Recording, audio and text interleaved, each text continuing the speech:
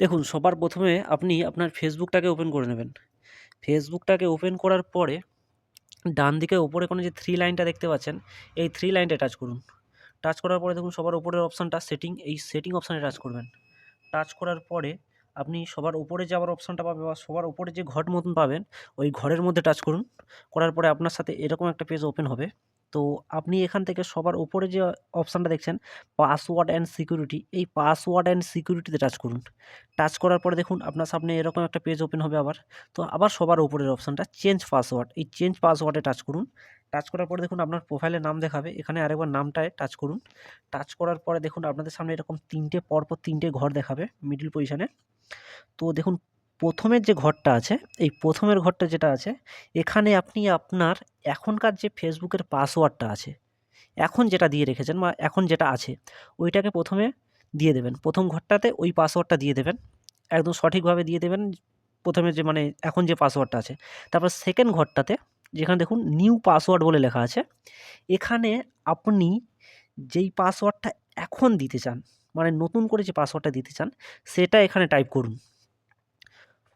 সেইটা টাইপ করার সময় একটা জিনিস ধ্যান রাখবেন, ওপরে এই যে ব্র্যাকেটের মধ্যে দেখুন লিখে দেখিয়ে দিয়েছে, এই যে চিহ্নগুলো দিয়েছে পার্সেন্টেজ, @ এই যে চিহ্নগুলো আছে, এই যে সিম্বলগুলো আছে, তো আপনার পাসওয়ার্ডের মধ্যে এই সিম্বলগুলোকে বা এই অক্ষরগুলোকে বা এই চিহ্নগুলোকে ব্যবহার করার চেষ্টা করবেন। তাতে আপনার সিকিউরিটিটা আরও স্ট্রং হবে, মানে আপনার পাসওয়ার্ডটা স্ট্রং হবে। তো সেই হিসাবে আপনাকে এইগুলো ব্যবহার করতে হবে। তো আপনি আপনার পাসওয়ার্ডে নতুন যে পাসওয়ার্ডটা দিচ্ছেন তার মধ্যে এইগুলো ব্যবহার করবেন। করার পরে যেই পাসওয়ার্ডটা নিউ পাসওয়ার্ডের ঘরে দিলেন, তারপরে নিচের ঘরটাতে সেম পাসওয়ার্ড, মানে এখন যে নতুন পাসওয়ার্ডটা দিচ্ছেন সেম পাসওয়ার্ডটা আবার নিচের ঘরে দিন। যেভাবে উপরেরটায় দিয়েছেন সেমভাবে নিচেরটায়ও দিয়ে দিন। নিচে দেওয়ার পরে দেখুন নিচের দিকে এখানে দেখুন নীল মতন হয়ে আছে, যেটা হালকা নীল মতন হয়ে আছে আমার এখানে, যেহেতু আমি কোনোটা টাইপ করিনি বলে হালকা নীল হয়ে আছে। যখন আপনি সবগুলো ঠিকঠাকভাবে ফিল আপ করে দেবেন ৩টে রুম, মানে ৩টে ঘরের মধ্যে যখন পুরোপুরি আপনি আপনার পাসওয়ার্ডটা নতুন পাসওয়ার্ডটা ঠিক মতন দিয়ে দেবেন, দেখুন নিচের দিকে যেটা হালকা নীল আছে ওটা আপনার কাছে ডিপ নীল হয়ে দেখাবে।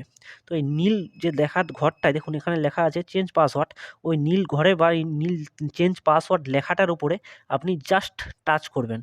টাচ করার মাত্রই আপনার ফেসবুকের পাসওয়ার্ডটা চেঞ্জ হয়ে যাবে। আপনি যেই পাসওয়ার্ডটা এখন দিতে চাইলেন বা নতুন পাসওয়ার্ড হয়ে যাবে। তো এইভাবে আপনি আপনার ফেসবুকের পাসওয়ার্ডটাকে চেঞ্জ করতে পারেন।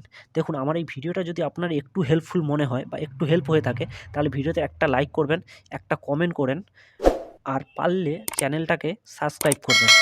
অসংখ্য ধন্যবাদ সম্পূর্ণ ভিডিওটি দেখার জন্যে।